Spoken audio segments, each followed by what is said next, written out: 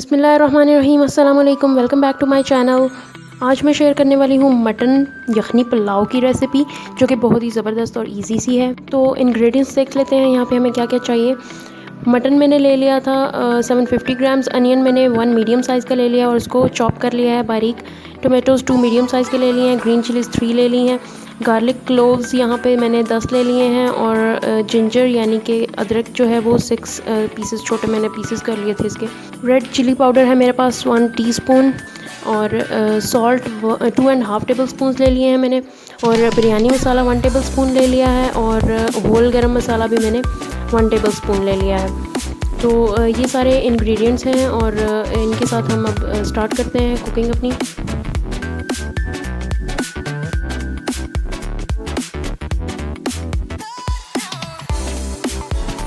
तो pressure cooker ले लिया है और इसमें मैंने ऐड कर दिया है मीट मटन का।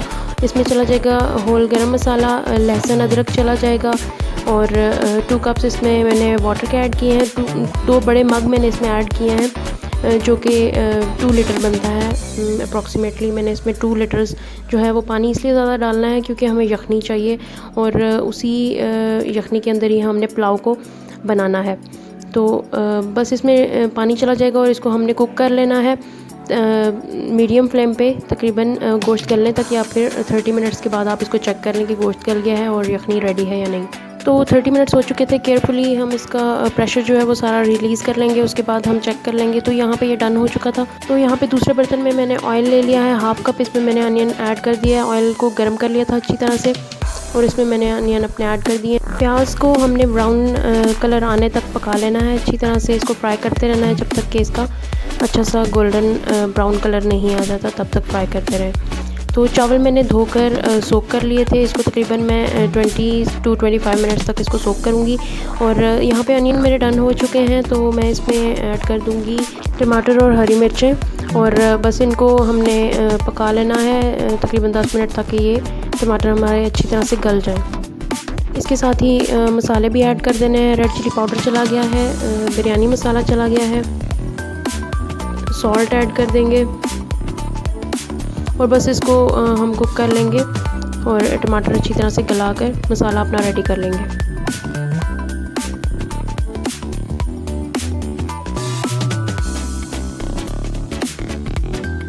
साथ में मैंने कढ़ाई में ऑयल ले लिया था और डीप फ्राई कर लिया था पीसेस को मटन के।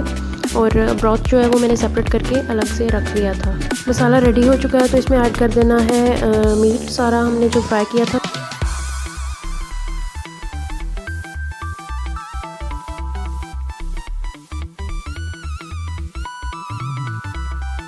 और फ्राई तो हमने इसको पहले से कर लिया हुआ है, तो बस हम इसको मिक्स करेंगे और उसके बाद हम इसमें यखनी ऐड कर देंगे।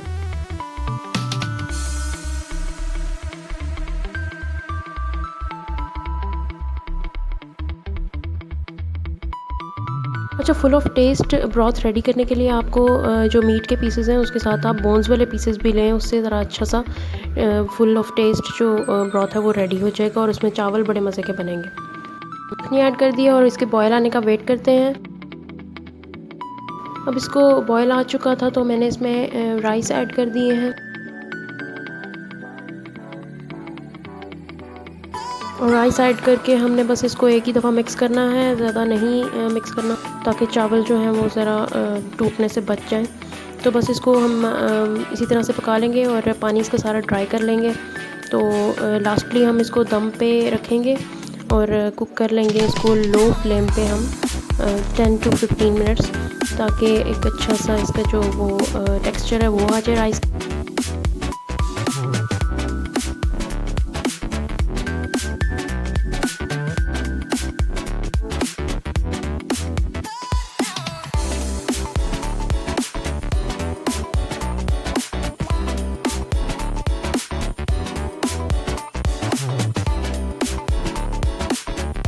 दस मिनट के बाद हमारा जो पुलाव है वो रेडी हो चुका है।